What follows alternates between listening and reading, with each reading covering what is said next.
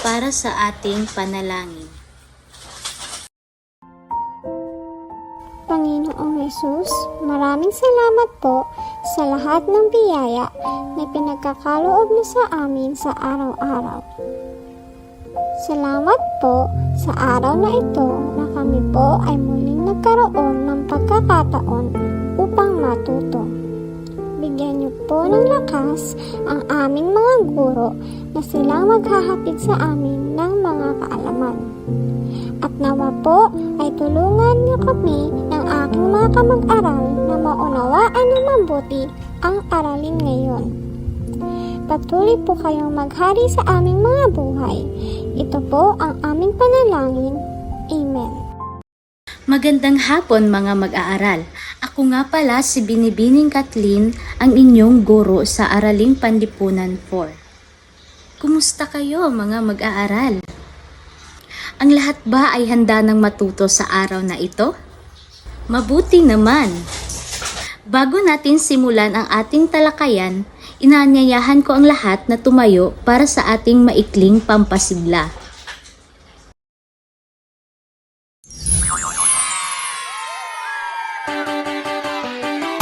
Alright everybody, let's get ready to warm up. Shake 'em just like this. Shake 'em just like this. Shake 'em just like this. And roll your hands. Wiggle them just like this. Wiggle them just like this. Wiggle them just like this. And roll your hands. Clap them just like this. Clap them just like this. Clap them just like this. And roll your hands. I like to move. I like to groove. So come on, shake them just like this. Wiggle them just like this. Clap them just like this. And roll your hands. Nabuhayan ba ang lahat? Maaari ko bang malaman kung ilan ang naririto at ilan ang lumiban sa klase? Mabuti, dahil lahat kayo ay naririto sa ating klase. Mga mag-aaral, may takdang aralin ba tayo kahapon? Pakipasa na ang inyong takdang aralin. Dumako naman tayo sa ating bahay patakaran. Mga mag-aaral, bago natin simulan ang ating aralin, sabay-sabay nating basahin ang ating bahay patakaran na masigla. M. Magalang sa guro at kaklase. A. Ayusin ang sarili at paligid. S. Sumunod sa patakaran ng klase. I. Ipakita ang pagtutulungan at kabutihang loob. J. Gamitin ang oras ng tama. L. Laging responsable. A. Alagaan ang kalinisan at kapaligiran sa klase. Umaasa ako na ang lahat ng ito ay inyong susundin para maging matiwasay ang ating klase. Nagkakaintindihan po ba tayo? Ngayon ay dumako naman tayo sa ating balik-aral sa ating nakaraang aralin. Panuto, suriin ang mga sumusunod na programa ng pamahalaan at tukuyin kung ito ay pangkapayapaan o pang-ekonomiya. Una, payapa at masaganang pamayanan o pamana. Ito ba ay pangkapayapaan o pang-ekonomiya? Ito ay pangkapayapaan. So pangalawa, pagpapaunlad ng yamang mineral. Ito ba ay pangkapayapaan o pang-ekonomiya? Ito ay pang-ekonomiya. Pangatlo, peace talk. Ito ay pangkapayapaan o pang-ekonomiya? Ito ay pangkapayapaan. Pang-apat, paghihikayat ng pribadong negosyo. Ito ay pangkapayapaan o pang-ekonomiya? Ito ay pang-ekonomiya. Panglima, pagpapaunlad ng yamang tubig. Ito ay pangkapayapaan o pang-ekonomiya? Ito ay pang-ekonomiya. Magaling mga mag-aaral. Pagmasdan ang mga larawan, mga bata. Ano ang napansin ninyo sa mga larawang ito? Okay, mga kalsada at tulay at mga gusali ng gobyerno. Ano pa? Ito ay mga infrastruktura. Sa tingin ninyo, mahalaga ba ang mga ito? Mahalaga ang mga ito upang makadaan ang sasakyan. Ano pa? Para madaling makapunta sa ibang lugar. Ano pa? Para may paaralan ang mga bata. Very good.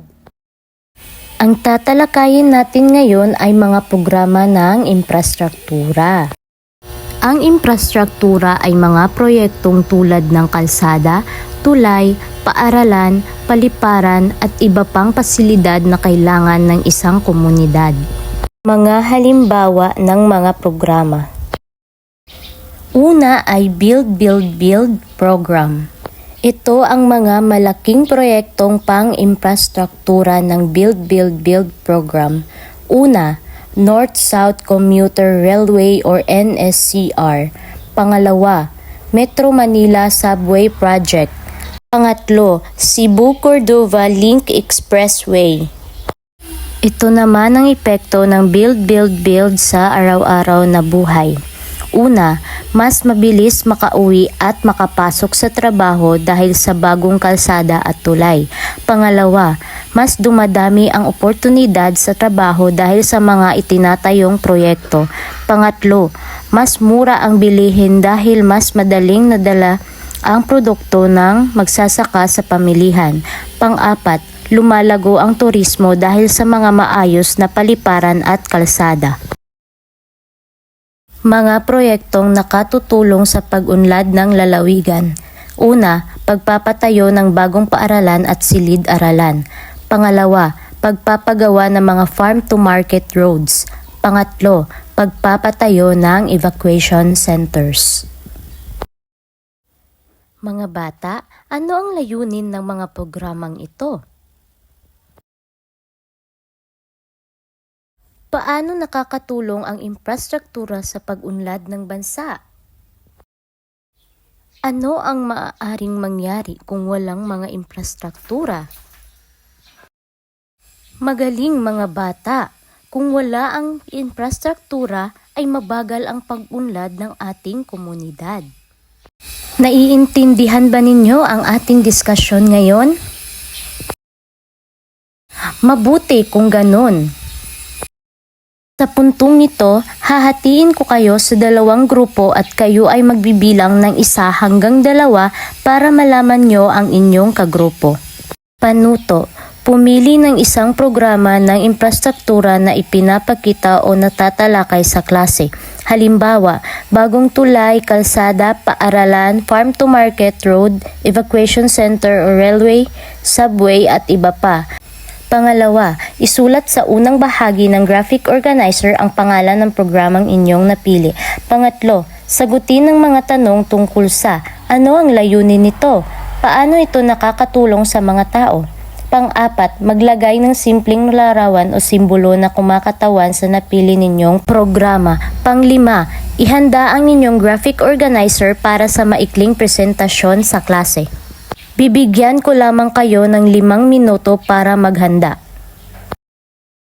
Bago natin simulan ang ating pangkatang gawain, babasahin muna natin ang pagmamarka. Nilalaman. Dapat tama, malinaw at kumpleto ang sagot sa 3 tanong, 5 puntos. Pagpapaliwanag.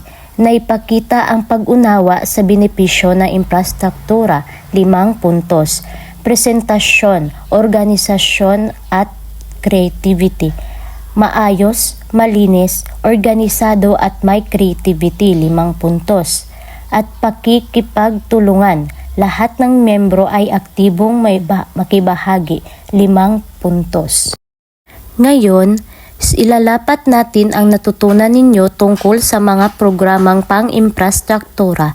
Sa puntong ito, pipili ako ng mga mag-aaral na sasagot lamang ng tanong. Ito ang tanong. Ngayong araw, ano ang pinakamahalagang natutunan mo tungkol sa mga programang pang-infrastruktura ng pamahalaan? Mahusay mga mag-aaral dahil kayo ay may natutunan sa ating aralin na ito. Upang masukat ko ang inyong natutunan, magkakaroon tayo ngayon ng pagtataya. Panuto. Basahin ang pangungusap at piliin ang letra ng tamang sagot. Isulat ang inyong sagot sa isang pirasong papel. Ngayon ay may ibibigay ako sa inyong takdang aralin. Maghanap ng isang infrastruktura sa inyong barangay at ilarawan kailan ito ginawa, para saan, paano ito nakatutulong sa inyong komunidad. Isulat ito sa inyong kwaderno. Paalam mga bata, sana ay may natutunan kayo sa aralin na ito.